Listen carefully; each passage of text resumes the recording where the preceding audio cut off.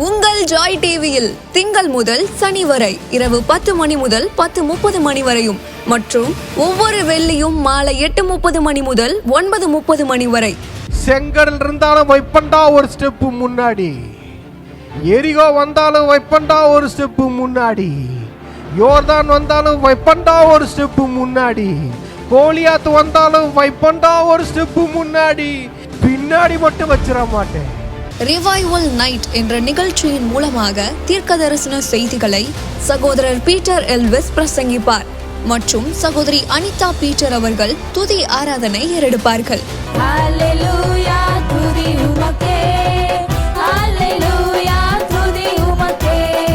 மனிதர்களின் வார்த்தையால் பாதிக்கப்பட்டது போதும், கடவுளின் வார்த்தையால் பாதிக்கப்படுவோம் வாருங்கள்.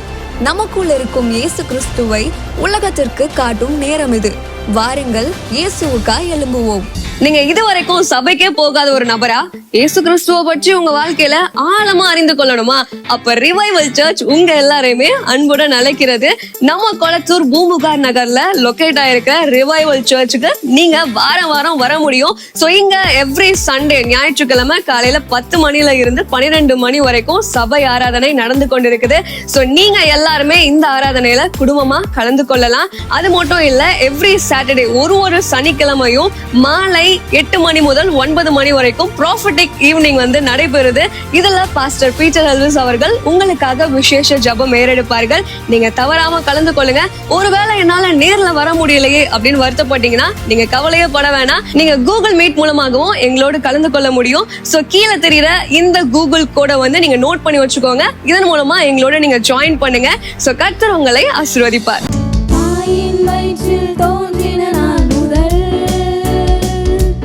என்னை ஏந்தி சுமந்து காத்த தேவனே, உள்ளங்கையில் என்னை வரைந்து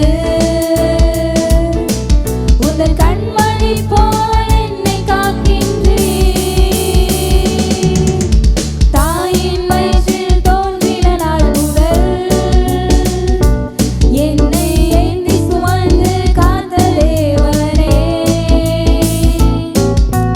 உள்ளங்கையில் என்னை வரைந்து உந்தன் கண்மணி போல என்னை காக்கின்றீர். மரவ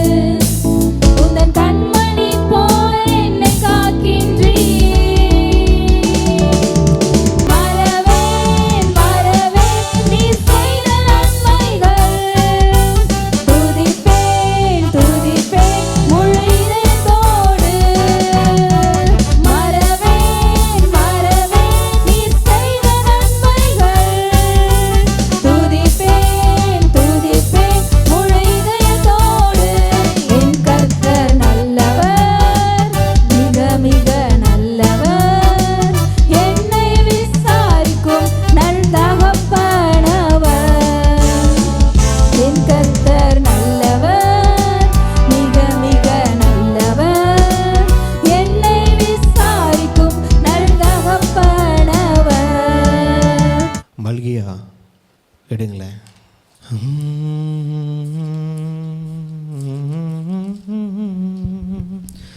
வாழ்நாளெல்லாம் மல்கியால ஆண்டு சொல்கிறார் 13வது வசனம், நீங்கள் எனக்கு விரோதமாய் பேசின பேச்சுக்கள் கடினமாய் இருக்கிறது என்று கர்த்தர் சொல்லுகிறார். ஆனாலும் உமக்கு விரோதமாக என்னத்தை பேசினோம் என்கிறீர்கள். தேவனை சேவிப்பது விருதா, அவருடைய கட்டளைகளை கை கொள்ளுகிறதினாலும் சேனைகளின் கர்த்தருக்கு முன்பாக துக்கித்து நடக்கிறதினாலும் என்ன பிரயோஜனம்? இப்போதும் அகங்காரிகளை பாக்கியவான்கள் என்கிறோம். தீமை செய்கிறவர்கள் திடப்படுகிறார்கள். அவர்கள் தேவனை பரீட்சை பார்த்தாலும் விடுவிக்கப்படுகிறார்களே என்று சொல்லுகிறீர்கள். இன்னைக்கு உலகத்தில் பார்த்தா ஆண்டவர் நேற்று சொன்னேன் ப்ரொஃபெட்டிக் ஈவினிங்கில், நம்ம எதுக்காக போராடிக்கிட்டு இருக்கிறோமோ, விசுவாசிகள்லாம் சொல்கிறேன், நீங்கள் எதுக்காக பிரயாசப்பட்டுக்கிட்டு இருக்கீங்களோ, எதுக்காக போராடிக்கிட்டு இருக்கீங்களோ, எதுக்காக ஆண்டவரை நம்பி இதுக்காக தான் ஆண்டவரை நம்பிக்கிட்டு இருக்கேன்னு அந்த டைமில் சொல்கிறேன். ஒரு டைம் இருக்கும் நம்ம லைஃப்பில் இல்லையா, இதுக்காக தான் இருக்கிறேன், இந்த டைமில் எனக்கு இதுதான் வேணும், இது கிடைச்சா நல்லாயிருக்கும் அப்படின்னு நீங்கள் நினைப்பீங்க. பார்த்தீங்கன்னா ஒரு பாவிக்கு அது கிடச்சிருக்கும்.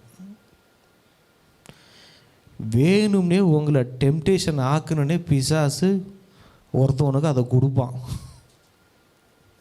கொடுத்து நமக்கு என்ன இருக்கும், பார்த்தியா நம்ம இதுக்காக பிரயாசப்படுறோம், கஷ்டப்படுறோம், உபவாசம் இருக்கிறோம், ஜெபிக்கிறோம், கண்ணீர் வடிக்கிறோம், போராடுறோம், விசுவாசிக்கிறோம். ஆனால் ஒருத்தவனுக்கு அது சாதாரணமாக நடக்குது, சாதாரணமாக கிடைக்கிது. ஒரு சர்ச்சுக்கே போகாத ஒரு கிறிஸ்தவர், ஆண்டவர் மேலே பிரியமே இல்லாத கிறிஸ்தவன், பெயர் கிறிஸ்தவர், அவர் ஜெபம் பண்ண மாட்டார், பைபிள் வாசிக்க மாட்டார், ஒரு சோம்பேறித்தனமாக இருப்பார். அவரை நான் ஒரு பார்க்கல, பட் அவரை தெரிந்து கொண்டேன்னு வச்சுக்கோங்களேன். ஆனால் நாம் எதுக்காக பிரயாசப்பட்டு கொண்டு இருக்கிறோமோ அதில் அவங்க ஃபுல்ஃபில்லாக இருக்கிறாங்க. எதுக்காக நான் இங்கே பிரயாசப்படுறேன், போராடுறேன், கஷ்டப்படுறேன்? நீங்கள் பைபிள் முழுக்க எடுத்து பார்க்குறீங்க, பைபிள் முழுசாக எடுத்து பாருங்க. ஆபிரகாமுக்கு சொல்கிறார் ஆண்டவர், குழந்தை கொடுப்பேன்னு சொல்லலை, நல்லா பார்த்தீங்கன்னா உன்னை ஜாதி ஆக்குவேன், பெரிய ஜாதி ஆக்குவேன் அப்படின்னு சொல்கிறார். சாராளம்மா பக்கத்து வீட்டில் இருக்கிற லேடிஸுங்க எல்லாருக்கும் குழந்தை பிறகுது, எல்லா வீட்லேயும் குழந்தை அழுவுது, குழந்தை அழுவுற சத்தம் கேட்குது. ஆனால் இவங்க வீட்டில் குழந்தை அழுவுற சத்தம் கேட்கல, குழந்தை பிறக்கல. வாக்குத்தத்தம் இந்த அம்மாவுக்கு வந்துச்சு, ஆனால் கண்ணால் பார்க்குறாங்க, எல்லாரும் கன்சீவ் ஆகுறாங்க, எல்லாருக்கும் குழந்தை பிறக்குது. கர்த்தர் இவங்களுக்கு ஒன்று நடக்கும்னு சொன்னது இவங்களுக்கு நடக்காமல் சுற்றி இருக்கிற எல்லாருக்கும் நடக்குது. ஏன்? அவங்க வீட்டில் இருக்கிற வேலைக்காரிக்கு கூட குழந்தை பிறக்குது. அந்த வீட்டில் வேலை செய்து கொண்டிருக்கிற வேலைக்காரிக்கு கூட குழந்தை பிறக்குது. ஆனால் வாக்குத்தத்தம் பண்ணப்பட்டது. கர்த்தர் சொன்னார் பிரதர், கர்த்தர் சொன்னார், கர்த்தர் சொன்னது எனக்கு நடக்கலை, ஆனால் மற்றவங்களுக்கு நடந்துக்கிட்டு இருக்கு. என்னன்னா எனக்கு ஆண்டவர் சொன்னார், மேக்சிமம் பீப்புள் இந்த வேர்ல்ட்லி கிங்டமை பார்த்து நம்ம பழகிட்டோம். இந்த உலகத்தினுடைய காரியங்களை பார்த்து நம்ம கொஞ்சம் அதில் ஊறிட்டோம். இந்த பரலோகம் என்ன சொல்லுது, பரலோகம் என்ன டீச் பண்ணுது, அந்த பரலோகத்தோட டைமிங் என்ன, கர்த்தருடைய நேரம்னா என்ன, அந்த நேரத்தில் அவர் எப்படி செய்வார். 75 வயசில் சொல்கிறாரு, உன்னை பெரிய ஜாதியாக்குவேன். 100 வயசு ஆகுது, 25 வருஷம். ஏப்பா எவ்வளோ பெரிய கடவுள், நான் சர்வ வல்லமையுள்ள தேவன் ஆச்சு. நீங்கள் அப்பியராகும் போதெல்லாம் ஆபிரகாம் நான் சர்வ வல்லமையுள்ள தேவன் சொல்கிறீங்களே, ஒரு குழந்தைய கொடுக்கறதுக்கு 25 வருஷமா? கேட்க முடியாது. 25 வருஷம் அவரும் பார்க்குறாரு. 25 வருஷம் இங்கே ஊருனா இன்றைக்கெல்லாம் 25 நாள் நம்மளால் வெயிட் பண்ண முடியல. நம்மளால் 25 மணி நேரம் வெயிட் பண்ண முடியல, 25 நிமிஷம் வெயிட் பண்ண முடியல. ஆனால் அவங்களுக்கு சொன்னது 25 வருஷம் கழிச்சு 100 வயசில் நடக்குது. ஏசப்பா, இந்த உலகத்தில் 30 வயசுக்குள்ளே கல்யாணம் ஆயினுன்னு சொல்கிறாங்க ஏசப்பா, இத்தனை வயசில் செட்டில்மெண்ட் ஆயினுன்னு சொல்கிறாங்க ஏசப்பா, இதெல்லாம் இந்தந்த வயசில் நடந்துடணும்னு சொல்கிறாங்க ஏசப்பா அப்படின்னு நீங்கள் சொன்னீங்கன்னா, இந்த உலகத்தோடைய ரூல்ஸ் அண்ட் டைமிங்கெல்லாம் என்கிட்ட வந்து நீ சொல்லிக்கிட்டு இருக்காதுன்றவார். என் நேரம் ஒன்று இருக்கும், அது கொஞ்சம் லேட்டாக இருக்கிற மாதிரி தான் இருக்கும். நடக்குமா நடக்குமா நடக்குமா அப்படின்னு நீங்கள் இருக்கிற மாதிரி தான் இருக்கும். உங்களை காக்க வைக்கிற மாதிரி தான் இருக்கும். ஏன்னா உங்களை அவர் உருவாக்கி கொண்டு இருக்கிறார், மோல்டு பண்ணுறாரு. இந்த உலகத்தில் இருக்கிற வச்சிருக்கிறாங்களே, ஆசீர்வதிக்கப்பட்டிருக்கிறாங்களே உலக பிரகாரமாக, அது அவனுக்கு மட்டும்தான் ஆசீர்வாதமாக இருக்கும். ஆனால் நம்மளை அவர் அப்படி அழைக்கல, நம்மளை தேசங்களுக்கு ஆசீர்வாதமாக இருக்க. ஆபிரகாமுக்கு வாக்குத்தத்தம் பண்ணப்பட்டது ஒரு ஈசாக்கு அல்ல. அவங்க ஒரு குழந்தை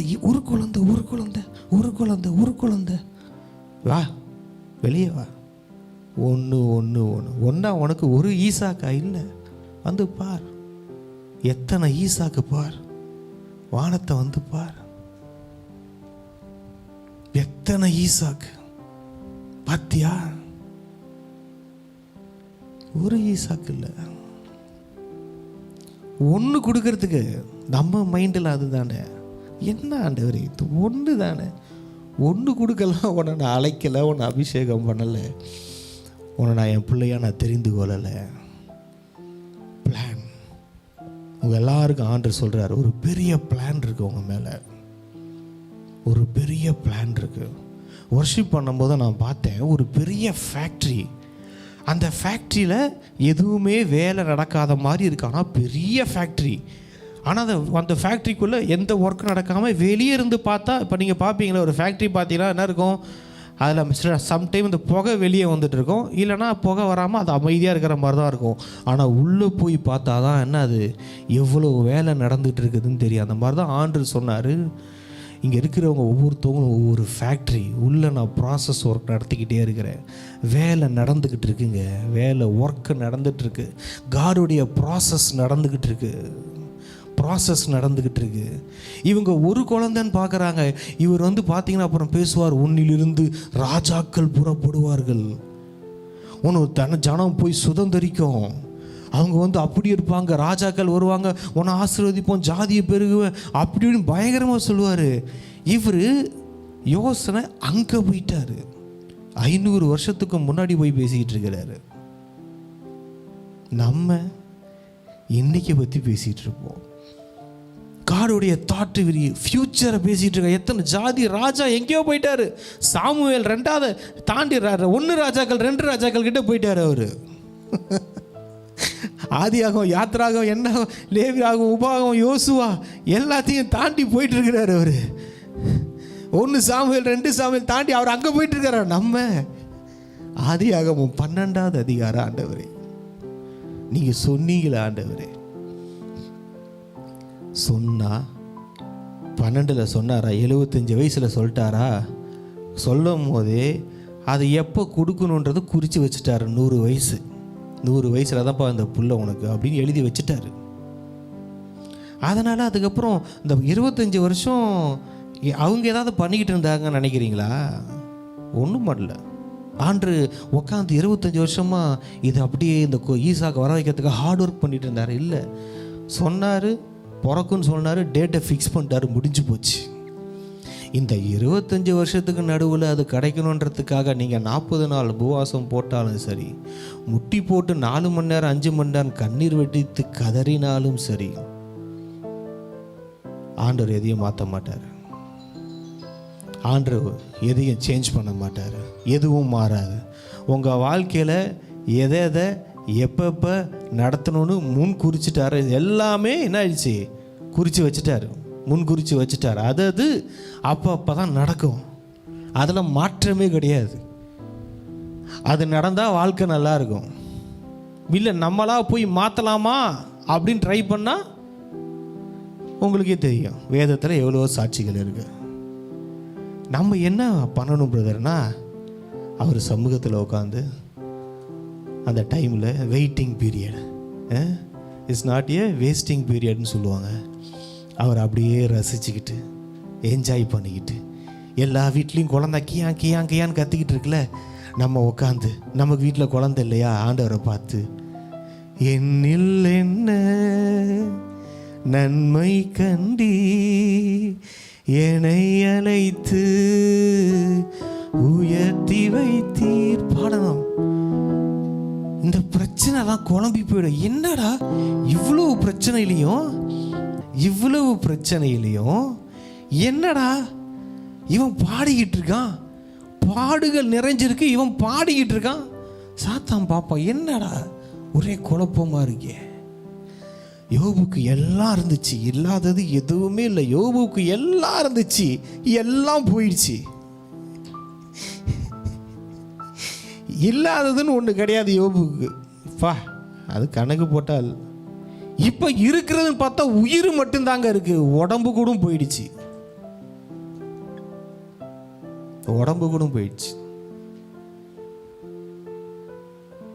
அப்ப அது வசனம் சொல்லுது, படிங்கள, கையில பைபிளை வச்சுக்கோங்க. யோபு 2:10 படிங்க. ஜாலியன் கையில. அவன், நீ பைத்தியக்காரி பேசுகிறது போல பேசுகிறாய், தேவன் கையிலே நன்மையை பெற்ற நாம் தீமையும் பெற வேண்டாமோ என்றான். இவைகள் எல்லாவற்றிலும் யோபு தன் உதடுகளினால் பாவம் செய்யவில்லை. இவைகள் எல்லாவற்றிலும் 1-2 வந்துச்சு யோபுக்கு. இவைகள் எல்லாவற்றிலும் படிங்க. யோபு தன் உதடுகளினால் பாவம் செய்யவில்லை. அவர் உதடு என்ன பண்ணிச்சு, நன்றி சொல்லிச்சு. இது வரைக்கும் நீங்கள் நடத்தி கொண்டு வந்தீங்களே ஆண்டவரே, இது வரைக்கும் என் லைஃப்பில் எல்லாம் நல்லதாக செஞ்சீங்களே ஆண்டவரே, அதற்கு நான் நன்றி செலுத்துகிறேன். இப்போ நிறைய பேருக்கு என்னென்னா, இப்போ நிறைய ஆண்டவர் அற்புதம் செஞ்சார், எல்லாம் சந்தோஷமாக இருந்தீங்க. இப்போ ஒரு ஸ்ட்ரகிள் வருது, இப்போ ஒரு பிரச்சனை வருது, இப்போ ஒரு போராட்டம் புதுசாக வருது. இப்போ உங்களுக்கு எப்படி இருக்குதுன்னா, இதை எப்படி ஃபேஸ் பண்ணுறது, இது என்ன பண்ணுறது, இதில் என்ன செய்யலாம் அப்படின்னு ரொம்ப யோசிக்காதீங்க. ஏன்னா உங்களால் ஒன்றும் செய்ய முடியாது. அதை நீங்கள் முதல்ல புரிஞ்சுக்கணும். நம்மளால் ஒன்றும் செய்ய முடியாது.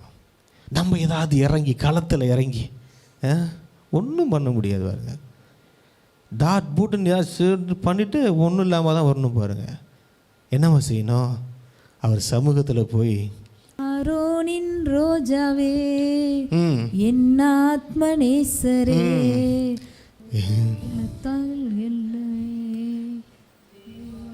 குட்டியே, அழகுள்ளவர் நீர், அழகுள்ளவர், 10,000ங்களில் சிறந்தவரே,